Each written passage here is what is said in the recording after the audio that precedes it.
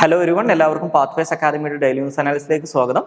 ഇന്ന് നമ്മൾ ഡിസ്കസ് ചെയ്യുന്ന topics all India household consumption expenditure survey, Sudarshan Setu, TPAP, climate and clean air coalition, Dharma guardian, personal data protection, places news ആയിട്ട് ബഷോലി.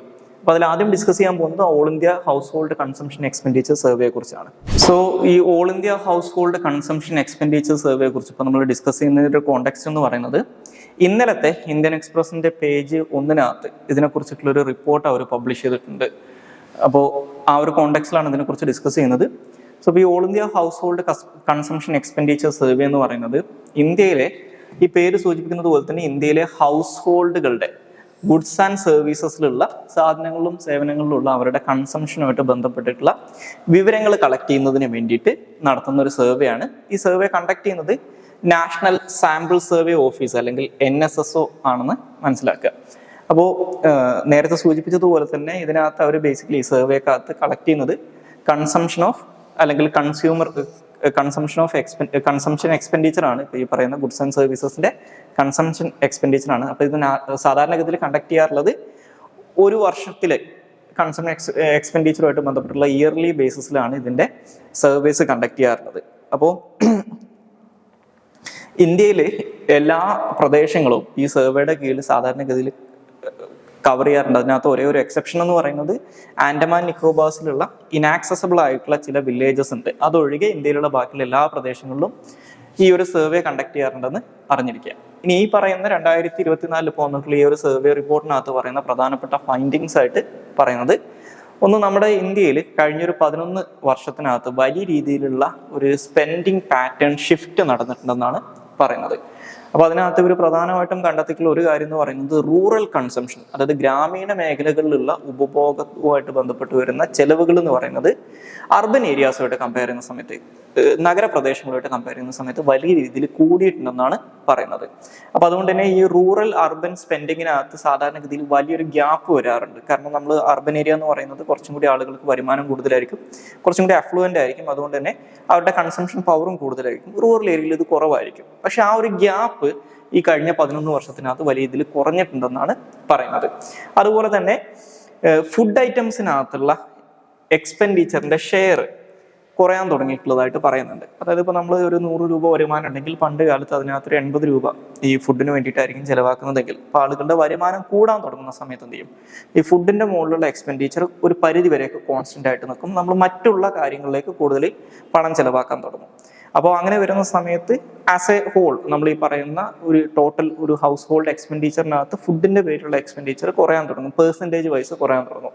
അപ്പോൾ അതും ഈ പറയുന്ന 11 വർഷത്തിനകത്തൊരു അങ്ങനെ ഒരു ട്രെൻഡ് കാണുന്നുണ്ടെന്ന് പറയുന്നുണ്ട്. ഉദാഹരണത്തിന് റൂറൽ ഹൗസ് ഹോൾഡുകളുടെ സ്പെൻഡിങ്ങിനകത്ത് 46% ആണ് ഫുഡ് ഐറ്റംസിന് വേണ്ടി സ്പെൻഡ് ചെയ്യുന്നതെങ്കിൽ അർബൻ ഹൗസ് ഹോൾഡുകളിൽ അത് 39% ആണെന്നാണ് പറയുന്നത്. 2022-23 സാമ്പത്തിക വർഷത്തെ കണക്കുകളാണിത് എന്ന് മനസ്സിലാക്കുക. ഇനി അതുപോലെ തന്നെ നോൺ ഫുഡ് ഐറ്റംസിൽ, ഇപ്പോൾ ഞാൻ നേരത്തെ പറഞ്ഞ പോലെ ഫുഡ് ഐറ്റംസിലുള്ള സ്പെൻഡിങ് ആസ് എ പെർസെൻറ്റേജ് കുറയുന്ന സമയത്ത് അതിൻ്റെ അർത്ഥം എന്താ, നോൺ ഫുഡ് ഐറ്റംസിനകത്തുള്ള സ്പെൻഡിങ് കൂടാൻ തുടങ്ങിയിട്ടുണ്ട് എന്നുള്ളതാണ്. പ്രധാനമായിട്ടും conveyance, consumer services, durable goods, ഇതിൻ്റെ ഒക്കെ മുകളിലുള്ള എക്സ്പെൻഡിച്ചേഴ്സ് കൂടിയിട്ടുണ്ടെന്ന് പറയുന്നുണ്ട്. ഇനി അടുത്തതായിട്ട് ഡിസ്കസ് ചെയ്യാനുള്ള ടോപ്പിക് സുദർശൻ സേതുവിനെ കുറിച്ചാണ്. സുദർശൻ സേതു എന്ന് പറയുന്നത് നമ്മുടെ ഇന്ത്യയിലുള്ള ഏറ്റവും വലിയ കേബിൾ സ്റ്റേഡ് ബ്രിഡ്ജാണ്. അപ്പോൾ ആ ഒരു കാര്യത്തെക്കുറിച്ചാണ് ഈ ടോപ്പിക്കിനകത്ത് നമ്മൾ ഡിസ്കസ് ചെയ്യുന്നത്. അപ്പോൾ ഇതിനെക്കുറിച്ച് ഡിസ്കസ് ചെയ്യാനുള്ള കോണ്ടെക്സ്റ്റ് എന്ന് പറയുന്നത് ഇതിൻ്റെ ഇനാഗുറേഷനുമായിട്ട് ബന്ധപ്പെട്ട് ഇന്നലത്തെ 25th ഇന്ത്യൻ എക്സ്പ്രസിന്റെ പേജ് 10 റിപ്പോർട്ട് പബ്ലിഷ് ചെയ്തിട്ടുണ്ട്. നേരത്തെ സൂചിപ്പിച്ചതുപോലെ ഇന്ത്യയിലെ ഏറ്റവും നീളം കൂടിയ ലോങ്സ്റ്റ് കേബിൾ സ്റ്റേഡ് ബ്രിഡ്ജാണ് സുദർശൻ സേതു എന്ന് പറയുന്നത്. ഇത് ഗൾഫ് ഓഫ് കച്ച്, ഗുജറാത്തിലുള്ള ഗൾഫ് ഓഫ് കച്ചിലാണ് സ്ഥിതി ചെയ്യുന്നത്. അപ്പോൾ ഇത് കണക്ട് ചെയ്യുന്നത് ഈ ഗൾഫ് ഓഫ് കച്ചിന്റെ അപ്പുറത്തും ഇപ്പുറത്തുമായിട്ടുള്ള 2 പ്രദേശങ്ങളുണ്ട്. ഉദാഹരണം പറഞ്ഞു കഴിഞ്ഞാൽ ഗുജറാത്തിലെ ഒരു ബേത്ത് ദ്വാർക്ക ഐലൻഡ് ഉണ്ട്. ആ ബേത്ത് ദ്വാർക്ക ഐലൻഡിനെയും മെയിൻലാൻഡ് ഗുജറാത്തിനെയും കണക്ട് ചെയ്യുന്ന ഒരു ബ്രിഡ്ജാണ് ഈ പറയുന്ന സുദർശൻ സേതു എന്ന് പറയുന്ന ബ്രിഡ്ജ്. അപ്പോൾ ഈ ബ്രിഡ്ജിനെ സിഗ്നേച്ചർ ബ്രിഡ്ജ് എന്നും വിളിക്കാറുണ്ട്. ഓക്കെ, അപ്പോൾ ഇതൊരു 4 ലൈൻ ബ്രിഡ്ജായിട്ടാണ് കൺസ്ട്രക്ട് ചെയ്തേക്കുന്നത്.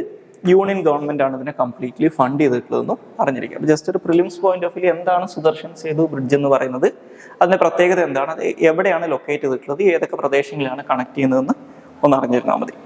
ഇനി അടുത്തതായിട്ട് ഡിസ്കസ് ചെയ്യാൻ പോകുന്നത് TPAPയെ കുറിച്ചാണ്. സോ ഇത് ഡിസ്കസ് ചെയ്യാനുള്ള ഒരു കോണ്ടെക്സ്റ്റ് എന്ന് പറയുന്നത് ഇപ്പോൾ പേടിഎമ്മുമായിട്ട് ബന്ധപ്പെട്ട് നടക്കുന്ന പേടിഎം പേയ്മെന്റ് ബാങ്കിന്റെ ഓപ്പറേഷൻസ് നിർത്താൻ വേണ്ടിയിട്ട് RBI പറഞ്ഞതുമായിട്ട് ബന്ധപ്പെട്ട് ഒരുപാട് പ്രാവശ്യം നമ്മൾ ഡിസ്കസ് ചെയ്തിട്ടുള്ളതാണ്. സോ അപ്പോൾ അതേ സെയിം കോണ്ടെക്സ്റ്റിൽ ഈ പേടിഎമ്മിന് ഈ TPAP അവർ ഒരു TPAP ആയിട്ട് മാറാനുള്ള അവരുടെ അപേക്ഷ കൺസിഡർ ചെയ്യണമെന്ന് നാഷണൽ പേയ്മെന്റ് കോർപ്പറേഷൻ ഓഫ് ഇന്ത്യയോട് RBI ആവശ്യപ്പെട്ടതായിട്ടുള്ള ഒരു ന്യൂസ് ഇന്നത്തെ ഇന്ത്യൻ എക്സ്പ്രസിന്റെ പേജ് 13 അപ്പോൾ ആ ഒരു കോണ്ടെക്സ്റ്റിലാണ് നമ്മൾ ഇതിനെക്കുറിച്ച് ഡിസ്കസ് ചെയ്യുന്നത്. അപ്പോൾ ഈ TPAP എന്ന് പറഞ്ഞു കഴിഞ്ഞാൽ തേർഡ് പാർട്ടി അപ്ലിക്കേഷൻ പ്രൊവൈഡേഴ്സ് എന്നാണ് TPAPയുടെ ഫുൾ ഫോം. അത് ബേസിക്കലി എന്താണെന്ന് വെച്ച് കഴിഞ്ഞാൽ ഈ UPI കംപ്ലൈന്റ് ആയിട്ടുള്ള അപ്ലിക്കേഷൻസിനെയാണ് TPAP പറയുന്നത്. അതായത് UPI ബേസ്ഡ് ആയിട്ടുള്ള പേയ്മെന്റ് സർവീസസ് കൺസ്യൂമേഴ്സിന് പ്രൊവൈഡ് ചെയ്യുന്ന തേർഡ് പാർട്ടി അപ്ലിക്കേഷൻസിനെയാണ് TPAP അല്ലെങ്കിൽ തേർഡ് പാർട്ടി അപ്ലിക്കേഷൻ പ്രൊവൈഡേഴ്സ് എന്ന് വിളിക്കുന്നത്. ഇപ്പോൾ നേരത്തെ സൂചിപ്പിച്ചതുപോലെ തന്നെ ഇത് UPI based payment transactions enable ചെയ്യുന്ന സർവീസസ് ആണെന്ന് മനസ്സിലാക്കുക. അപ്പോൾ ഇതിനകത്ത് ഇത്തരത്തിലുള്ള സർവീസസിന് എക്സാമ്പിൾ ആയിട്ട് മൊബൈൽ വാളറ്റ്സ്, മെർച്ചന്റ് ആപ്സ് അല്ലെങ്കിൽ മറ്റുള്ള UPI പേയ്മെന്റ് മെത്തേഡ് യൂസ് ചെയ്യുന്ന മറ്റുള്ള പ്ലാറ്റ്ഫോംസ് ഒക്കെ ഒരു എക്സാമ്പിൾ ആയിട്ട് പറയാൻ പറ്റും. അപ്പോൾ ഇവരുടെ ഒരു കംപ്ലൈൻസ് നോം എന്ന് പറയുന്നത് ഇവരുടെ അപ്ലിക്കേഷൻസ്, അതായത് ഇത്തരത്തിലുള്ള mobile applications national payment corporation of India prescribe ചെയ്തിട്ടുള്ള സെയിം സെക്യൂരിറ്റി സ്റ്റാൻഡേർഡ്സ് ഒക്കെ മീറ്റ് ചെയ്യുന്നുണ്ട് എന്നുള്ള കാര്യം ഉറപ്പുവരുത്തണം എന്ന് മാത്രമാണ്.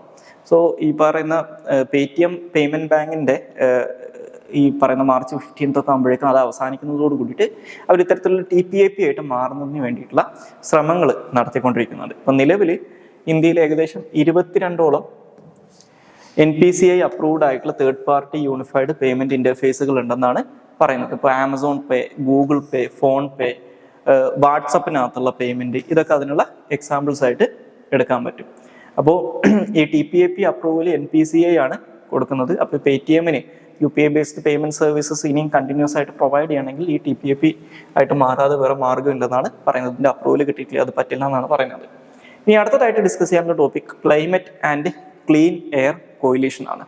സോ ഈ ക്ലൈമറ്റ് ആൻഡ് ക്ലീൻ എയർ കോയിലിഷൻ എന്ന് പറയുന്നത് the climate and clean air coalition to reduce short lived climate pollutants എന്ന് പറയുന്നത് ബേസിക്കലി യുണൈറ്റഡ് നേഷൻസിന്റെ എൻവയോൺമെന്റ് പ്രോഗ്രാം അല്ലെങ്കിൽ UNEPയും 6 രാജ്യങ്ങളും കൂടി ചേർന്ന് 2012 ലോഞ്ച് ചെയ്തിട്ടുള്ള ഒരു ഇനീഷ്യേറ്റീവ് ആണ്. 6 രാജ്യങ്ങൾ എന്ന് പറയുന്നത് Bangladesh, Canada, Ghana, Mexico, Sweden, United States എന്നീ രാജ്യങ്ങളാണ്. പ്ലസ് UNEPയും കൂടി ചേർന്ന് 2012 ഫെബ്രുവരി 16 ഇത് ലോഞ്ച് ചെയ്യുന്നത്. ഇവരുടെ ഒരു എയിം എന്ന് പറയുന്നത് ഷോർട്ട് ലീവ്ഡ് ആയിട്ടുള്ള ക്ലൈമറ്റ് പൊല്യൂട്ടൻസിന്റെ റാപ്പിഡ് റിഡക്ഷനെ കാറ്റലൈസ് ചെയ്യുക. അതുപോലെ തന്നെ ഇത്തരത്തിൽ ഇത് ചെയ്യുന്നതിലൂടെ ഹ്യൂമൻ ഹെൽത്ത്, അഗ്രികൾച്ചർ, എൻവയോൺമെന്റ് ഇതിനെയൊക്കെ സംരക്ഷിക്കുക എന്നുള്ളതാണ് ഇതിന്റെ ലക്ഷ്യമായിട്ട് പറയുന്നത്. സോ ഈ ഷോർട്ട് ലീവ്ഡ് ആയിട്ടുള്ള ക്ലൈമറ്റ് പൊല്യൂട്ടൻസിനെ 70ഓളം രാജ്യങ്ങളിൽ കുറക്കുന്നതിന് വേണ്ടിയിട്ടുള്ള ആക്ഷൻസിനെ, റെഡ്യൂസ് ചെയ്യുന്നതിന് വേണ്ടിയിട്ടുള്ള ആക്ഷൻസിനെ സപ്പോർട്ട് ചെയ്യുക, എസ്പെഷ്യലി ത്രൂ ഫണ്ടിങ് പ്രൊജക്റ്റുകളിലൂടെയൊക്കെ സപ്പോർട്ട് ചെയ്യുക, അതുപോലെ തന്നെ ഇൻഡിവിജ്വൽ ആക്ഷൻസിലൂടെയൊക്കെ സപ്പോർട്ട് ചെയ്യുക എന്നുള്ളതും ഇതിന്റെ മറ്റൊരു ലക്ഷ്യമാണെന്ന് മനസ്സിലാക്കുക.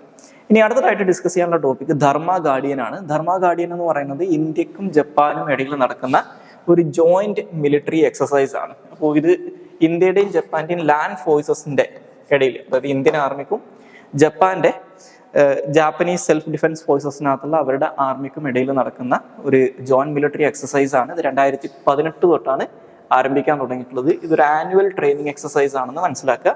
സോ ഈ ആർമികൾ തമ്മിലാണെന്നുള്ളത് ഇമ്പോർട്ടൻ്റ് ആണ്, അത് ഓർത്തിരിക്കുക. ഇന്ത്യക്കും ജപ്പാനും ഇടയിലാണ് നടക്കുന്നത്. അപ്പോൾ ഈ ആർമികൾക്കിടയിൽ നടക്കുന്ന മറ്റുള്ള ജോയിന്റ് എക്സസൈസുകൾ പോലെ തന്നെ ഇവർ മെയിനായിട്ട് ഫോക്കസ് ചെയ്യുന്നത് joint training at the platoon level, jungle warfare, അതുപോലെ തന്നെ സെമി ഏർബൻ ടെറൈനിലൊക്കെ ഉള്ള കോമ്പാറ്റ്, അതുപോലെ തന്നെ ഇതിനകത്ത് വരുന്ന ട്രെയിനിങ് ആക്ടിവിറ്റീസ് എന്ന് പറഞ്ഞു കഴിഞ്ഞാൽ ഈ ഹൗസ് ഇന്റർവെൻഷൻ ഡ്രിൽസ്, പ്രധാനമായിട്ടും കൗണ്ടർ ഇൻസർജൻസി, കൗണ്ടർ ടെററിസം ഓപ്പറേഷൻസുമായിട്ട് ബന്ധപ്പെട്ട് വരുന്ന കാര്യങ്ങൾ, അർബൻ ആൻഡ് സെമി അർബൻ ഏരിയാസിലുള്ള combat first aid, unarmed combat, ഇങ്ങനെയുള്ള കാര്യങ്ങളൊക്കെയാണ് ഇവർ പ്രധാനമായിട്ടും ഈ എക്സസൈസിനകത്ത് ചെയ്യുന്നത്. അപ്പോൾ ഇതൊന്നും വലിയ ഇമ്പോർട്ടൻ്റ് അല്ല, ജസ്റ്റ് ഇത് ഏതൊക്കെ രാജ്യങ്ങൾ തമ്മിലാണെന്ന് മനസ്സിലാക്കുക, ഈ രാജ്യങ്ങളുടെ ആംഡ് ഫോഴ്സസിന്റെ ഏത് വിങ്ങുകൾ തമ്മിലാണെന്ന് മനസ്സിലാക്കുക. ഇത് ആനുവൽ ആണെന്നുള്ളത് അറിഞ്ഞിരിക്കുക. 2018 ആരംഭിച്ചതെന്നും അറിഞ്ഞിരിക്കുക. ഇനി ഈ ജപ്പാനുമായിട്ട് ഇന്ത്യ നടത്തുന്ന മറ്റ് ചില ജോയിന്റ് മിലിറ്ററി എക്സസൈസുകളുണ്ട്, അതും കൂടി ഒന്ന് അറിഞ്ഞിരിക്കുക. ഒന്ന് ജിമെക്സ് ആണ്, അതായത് ജപ്പാൻ ഇന്ത്യ മാരിടൈം എക്സസൈസ് എന്ന് പറയും. അത് ഇന്ത്യയുടെയും ജപ്പാന്റെയും നേവീസ് തമ്മിലാണ് നടക്കുന്നത്. അതുപോലെ തന്നെ ഷിന്യു മൈത്രി എന്ന് പറയുന്ന മറ്റൊരു എക്സസൈസ് ഉണ്ട്, അത് ഇന്ത്യയുടെയും ജപ്പാന്റെയും എയർഫോഴ്സുകൾ തമ്മിൽ നടക്കുന്നതാണ്. ഇനി അത് കൂടാതെ ഇന്ത്യയും ജപ്പാനും പാർട്ടിസിപ്പേറ്റ് ചെയ്യുന്ന ഒരു മൾട്ടിലാറ്ററൽ ആയിട്ടുള്ള ജോയിന്റ് നേവൽ എക്സസൈസ് ആണ് മലബാർ എക്സസൈസ് എന്ന് പറയുന്നത്. അതിനകത്ത് ഇന്ത്യ, ജപ്പാൻ കൂടാതെ US-ഉം ഓസ്ട്രേലിയയും കൂടെ ഉണ്ടെന്ന് അറിഞ്ഞിരിക്കുക. അപ്പോൾ ഇതിൻ്റെ ഒരു എക്സ്റ്റൻഷൻ ഒക്കെ പോലെയാണ്, ഇതിൻ്റെയൊക്കെ ബേസിലാണ് പിന്നീട് നമ്മൾ ക്വാഡ് ഒക്കെ ഫോം ചെയ്തതെന്ന് ഒന്ന് അറിഞ്ഞിരിക്കുക. ഇനി അടുത്തതായിട്ട് ഡിസ്കസ് ചെയ്യാനുള്ള ടോപ്പിക്ക് പേഴ്സണൽ ഡാറ്റ പ്രൊട്ടക്ഷനെ കുറിച്ചാണ്. സോ ഈ പേഴ്സണൽ ഡാറ്റ പ്രൊട്ടക്ഷനെ കുറിച്ച് ഇപ്പോൾ ഡിസ്കസ് ചെയ്യുന്നതിൻ്റെ ഒരു കോൺടെക്സ്റ്റ് എന്ന് പറയുന്നത്, നമ്മുടെ ഇന്ത്യയിൽ ഇപ്പോൾ 2024 ഈ വർഷം മെയ് മാസം ആകുമ്പോഴേക്കും അടുത്ത ലോക്സഭാ ഇലക്ഷൻ വരാൻ പോവാണ്. സോ ഇപ്പോൾ ഈ ഇലക്ഷൻസ് നടക്കുന്ന സമയത്ത് ഇപ്പോൾ ഈ സോഷ്യൽ മീഡിയയുടെ ഒക്കെ സ്വാധീനം നമ്മുടെ സൊസൈറ്റിയിൽ ഇത്രയധികം പെനട്രേറ്റഡ് ആയിട്ടുള്ള ഒരു കാലഘട്ടത്തിൽ ആളുകളുടെ ഇൻഫർമേഷൻസ് ഈ സോഷ്യൽ മീഡിയ പ്ലാറ്റ്ഫോമുകളിൽ നിന്നൊക്കെ കളക്ട് ചെയ്യുക, ഈ ബിഗ് ഡാറ്റ എന്ന് പറയുന്ന സംഭവം വലിയൊരു കാര്യമാണ്. എസ്പെഷ്യലി ഈ ഇലക്ഷനകത്ത് ടാർഗറ്റഡ് ആയിട്ടുള്ള ഈ പൊളിറ്റിക്കൽ ആഡ്സ് പ്ലേസ് ചെയ്യുന്ന കാര്യത്തിലൊക്കെ. ഉദാഹരണം പറഞ്ഞു കഴിഞ്ഞാൽ 2016 US പ്രസിഡൻഷ്യൽ ഇലക്ഷൻ്റെ സമയത്ത് കേംബ്രിഡ്ജ് അനലിറ്റിക്ക എന്ന് പറയുന്ന ഒരു കൺസൾട്ടൻസി ഫാം ഇത്തരത്തിൽ വലിയ രീതിയിൽ ഈ ഫേസ്ബുക്ക് ബേസ് ചെയ്തിട്ടുള്ള ഇൻഫർമേഷൻസ് എടുത്തുകൊണ്ട് വലിയ രീതിയിൽ ടാർഗറ്റഡ് ആഡ്സും കാര്യങ്ങളൊക്കെ ചെയ്തതായിട്ട് ഒരു റിപ്പോർട്ട് ഉണ്ടായിരുന്നു. അതൊന്ന് ഭയങ്കര കോൺട്രവേഴ്ഷ്യൽ ആയിരുന്നു. അപ്പോൾ അതേ രീതിയിൽ ഇന്ത്യയിലും ഇത് നടക്കാനുള്ള സാധ്യതകൾ വളരെ കൂടുതലാണ്, അല്ലെങ്കിൽ സംഭവിക്കുന്നുണ്ടെന്ന് തന്നെ നമുക്ക് പറയാം. കാരണം ഇന്ത്യയിൽ കൃത്യമായിട്ടുള്ള ഡാറ്റ പ്രൊട്ടക്ഷൻ നിയമങ്ങൾ ഇല്ലാത്തൊരു രാജ്യമാണ് ഇന്ത്യ. നമ്മുടെ പാർലമെന്റിൽ ഡാറ്റ പ്രൊട്ടക്ഷൻ ലോ പാസ്സാക്കിയിട്ടുണ്ടെങ്കിലും ആ നിയമം നടപ്പിലാക്കി തുടങ്ങിയിട്ടുള്ള, നടപ്പിലാക്കുന്നതിന് വേണ്ടിയിട്ടുള്ള റൂൾസ് ഫ്രെയിം ചെയ്തിട്ടില്ല, അതുകൊണ്ട് തന്നെ അത് ഇംപ്ലിമെന്റ് ചെയ്തിട്ടില്ല. അപ്പോൾ ആ ഒരു സാഹചര്യത്തിൽ ഇത്തരത്തിലുള്ള പേഴ്സണൽ ഡാറ്റയുമായിട്ട് ബന്ധപ്പെട്ടിട്ടുള്ള ഈ വൾണറബിലിറ്റീസ് ശരിക്കും പറഞ്ഞു കഴിഞ്ഞാൽ നമ്മുടെ രാജ്യത്തിന്റെ ഡെമോക്രസിനെ അണ്ടർമൈൻ ചെയ്യുന്ന ഒന്നാണെന്നും പറഞ്ഞുകൊണ്ട് ഇന്നത്തെ ഇന്ത്യൻ എക്സ്പ്രസിന്റെ പേജ് 13 ഒരു ആർട്ടിക്കിൾ പബ്ലിഷ് ചെയ്തിട്ടുണ്ട്, in foliar A data question എന്ന് പറഞ്ഞിട്ട്. അപ്പോൾ ഈ ഒരു ആർട്ടിക്കിൾ പറ്റുകയാണെങ്കിൽ എല്ലാവരും ഒന്ന് വായിക്കാൻ, നിങ്ങളുടെ മെയിൻസിനൊക്കെ വളരെ ഹെൽപ്ഫുൾ ആയിട്ടുള്ള ഒരു ആർട്ടിക്കിളാണ്.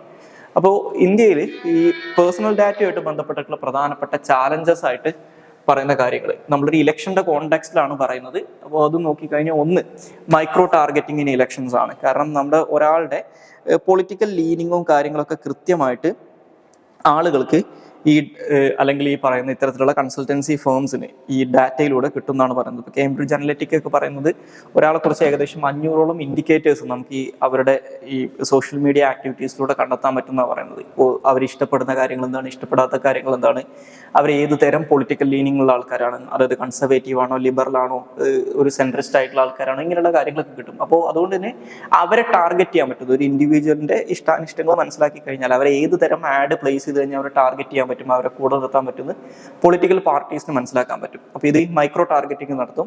അതുപോലെ തന്നെ social media and data monetisation, അതായത് ഇത്തരത്തിൽ വളരെ സ്പെസിഫിക് ആയിട്ടുള്ള, വളരെ മൈന്യൂട്ട് ആയിട്ടുള്ള ആൾക്കാരുടെ ഡീറ്റെയിൽസ് ഈ പൊളിറ്റിക്കൽ പാർട്ടീസിനൊക്കെ കിട്ടുന്നതുകൊണ്ട് തന്നെ ഈ ഡാറ്റയ്ക്ക് വലിയ വാല്യൂ ഉണ്ട്. അപ്പോൾ ഇതാണ് ഡാറ്റ മോണിറ്റൈസേഷൻ എന്ന് പറയുന്നത്. മറ്റൊന്ന് ലാക്ക് ഓഫ് എൻഫോഴ്സ്മെന്റ് മെക്കാനിസം. ഞാൻ നേരത്തെ സൂചിപ്പിച്ചതുപോലെ ഇന്ത്യയിൽ ഇപ്പോൾ ഈ ഡാറ്റ പ്രൊട്ടക്ഷൻ ലോ നിലവിലുണ്ടെങ്കിലും അത് നടപ്പിലാക്കി തുടങ്ങിയിട്ടില്ല. അപ്പോൾ നമുക്ക് പേരിനൊരു നിയമം ഉണ്ടെന്ന് പറയാം, ആ നിയമത്തിനകത്ത് ഒരുപാട് പ്രശ്നങ്ങളുള്ള ഒരു നിയമമാണ്. അതുകൂടാതെ അതുപോലും നടപ്പിലാക്കി തുടങ്ങിയിട്ടില്ല. അപ്പോൾ ഇന്ത്യയുടെ കേസിൽ അതിൻ്റെ ഒരു സിഗ്നിഫിക്കൻസ് എന്താണെന്ന് വെച്ച് കഴിഞ്ഞാൽ 2017 സുപ്രീം കോടതിയിൽ ഈ justice Puttaswamy versus union of India കേസിന്റെ ജഡ്ജ്മെന്റിനകത്ത് 2017 ഇന്ത്യൻ സുപ്രീം കോടതി റൈറ്റ് ടു പ്രൈവസി ഒരു ഫണ്ടമെന്റൽ റൈറ്റ് ആണെന്ന് പറഞ്ഞൊരു രാജ്യമാണ് നമ്മൾ. ഏകദേശം 7 വർഷങ്ങൾ ആവാറായിട്ടുണ്ട് ഇപ്പോൾ ഈ ജഡ്ജ്മെന്റ് വന്നതിന് ശേഷം. സോ അപ്പോൾ ആ ജഡ്ജ്മെന്റ് വന്ന് 7 വർഷം ആവാറായിട്ടും ഇപ്പോഴും ഇന്ത്യയിൽ കൃത്യമായിട്ടുള്ളൊരു ഡാറ്റ പ്രൊട്ടക്ഷൻ ലോ നടപ്പിലാക്കി തുടങ്ങിയിട്ടില്ല എന്നുള്ളത് ഈ ഒരു മേഖലയിൽ നമ്മുടെ ഗവൺമെന്റിന്റെ എത്രത്തോളം അവർ ഇതിനൊരു വളരെ എന്താ പറയുക, ഒട്ടും പ്രാധാന്യമില്ലാത്തൊരു കാര്യമായിട്ടാണ് ഇത് കാണുന്നത് എന്നുള്ളതിന്റെ ഏറ്റവും വലിയ എക്സാമ്പിൾ ആണ്. ഇനി അതുപോലെ തന്നെ ഈ പറയുന്ന ഡാറ്റ പ്രൊട്ടക്ഷൻ ലോസിനകത്തുള്ള ജനങ്ങൾക്ക് കൊടുത്തിട്ടുള്ള അവകാശങ്ങൾ, എസ്പെഷ്യലി പ്രൈവസി ആയിട്ട് ബന്ധപ്പെട്ടുള്ള അവകാശങ്ങൾ എന്ന് പറയുന്നത് വളരെ ലിമിറ്റഡ് ആണ്. അതായത് ഇവർക്കെതിരായിട്ട് ഇവരുടെ ഡാറ്റ, ഇപ്പോൾ ഒരാളുടെ പേഴ്സണൽ ഡാറ്റ ഇത്തരത്തിൽ മിസ്യൂസ് ചെയ്ത് കഴിഞ്ഞാൽ, അതായത് ഇത്തരത്തിലുള്ള പർപ്പസിന് വേണ്ടി യൂസ് ചെയ്ത് കഴിഞ്ഞാൽ അതിന് പ്രത്യേകിച്ച് പീനൽ മെക്കാനിസം ഒന്നും ഈ നിയമത്തിനകത്ത് പ്രൊവൈഡ് ചെയ്യുന്നില്ല. അപ്പോൾ അതും ഒരു പ്രശ്നമാണെന്ന് പറയാം. അപ്പോൾ ഈ ഡാറ്റ പ്രൊട്ടക്ഷനുമായിട്ട് ബന്ധപ്പെട്ട് നമ്മൾ പ്രധാനമായിട്ടും അറിഞ്ഞിരിക്കേണ്ട മറ്റൊരു കാര്യമാണ് ഈ BN ശ്രീകൃഷ്ണ കമ്മിറ്റിയുടെ recommendation. Actually BN Srikrishna committee റെക്കമെൻഡേഷന്റെ അടിസ്ഥാനത്തിലാണ് ഇപ്പോൾ ഈ ഡാറ്റ പ്രൊട്ടക്ഷൻ ലോ ഒക്കെ വന്നിട്ടുള്ളത്. അപ്പോൾ എന്തൊക്കെയാണ് ഈ BN ശ്രീകൃഷ്ണ കമ്മിറ്റിക്കകത്ത് ഡാറ്റ പ്രൊട്ടക്ഷനുമായിട്ട് ബന്ധപ്പെട്ട് അവർ പറഞ്ഞിട്ടുണ്ടായിരുന്ന റെക്കമെൻഡേഷൻ ഒന്നൊന്ന് അറിഞ്ഞിരിക്കുക.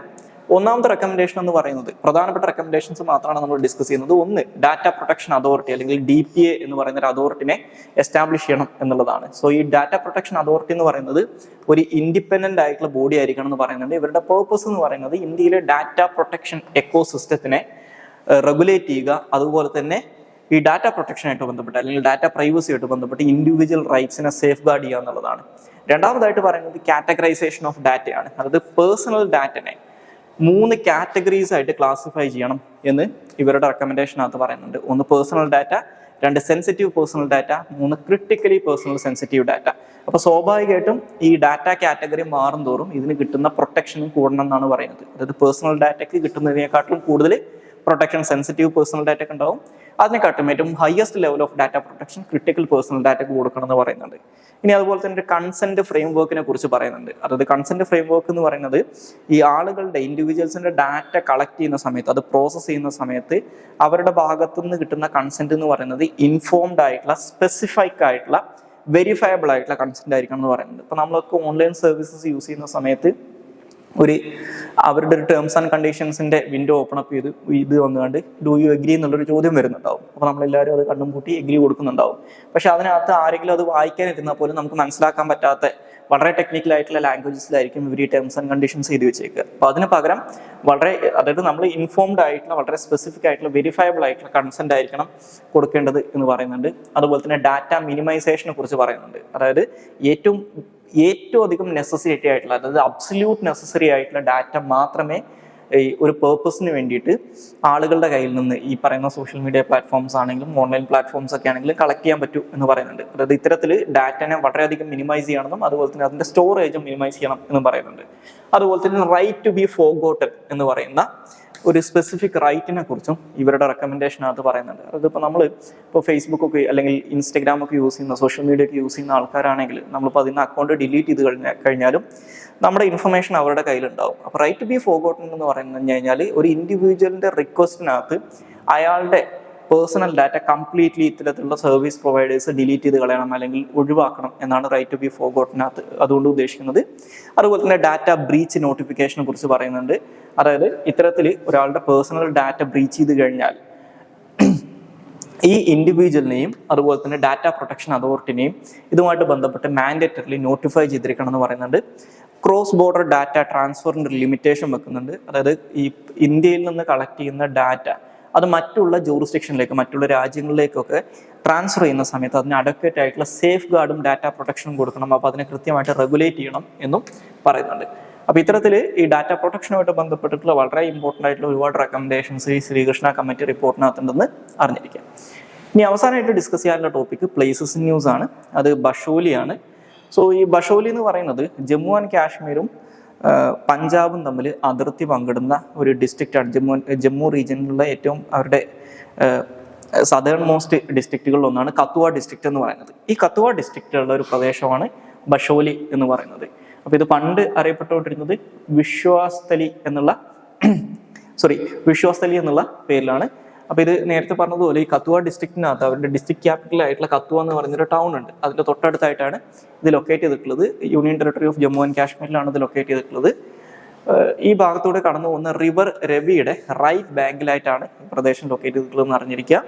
സോ ഈ ഒരു ബഷോലി എന്ന് പറയുന്ന പ്രദേശം അല്ലെങ്കിൽ ആ ഒരു ടൗൺ എസ്റ്റാബ്ലിഷ് ചെയ്യുന്നത് രാജ ഭൂപത്പൽ എന്ന് പറയുന്ന ആള് 1635 ഈ ടൗൺ എസ്റ്റാബ്ലിഷ് ചെയ്യുന്നതെന്നാണ് പറയപ്പെടുന്നത്. അപ്പോൾ ഈ ഒരു പ്ലേസിന്റെ ഇപ്പോഴത്തെ ഒരു സിഗ്നിഫിക്കൻസ് എന്ന് പറഞ്ഞു കഴിഞ്ഞാൽ നിങ്ങൾ ആർട്ട് ആൻഡ് കൾച്ചറിലൊക്കെ പഠിക്കുന്ന ബഷോലി സ്കൂൾ ഓഫ് ഒരു പഹാരി പെയിന്റിംഗ് ഉണ്ട്, അല്ലെങ്കിൽ ബഷോലി പെയിന്റിംഗ് എന്ന് ചുരുക്കി പറയും. ഈ ബഷോലി പെയിന്റിങ്ങും അതുപോലെ തന്നെ ഇതൊരു ടൈപ്പ് ഓഫ് മിനിയേച്ചർ പെയിന്റിംഗ് ആണ്. അതുപോലെ തന്നെ തകർന്നു കിടക്കുന്ന കുറേ കൊട്ടാരങ്ങളൊക്കെ ഉള്ള ഒരു പ്രദേശമാണിത്. അപ്പോൾ ഇതൊക്കെയാണ് ഇപ്പോൾ ഇതിൻ്റെ ഒരു പ്രധാനപ്പെട്ട പ്രോമിനൻസ് എന്ന് പറയുന്നത്.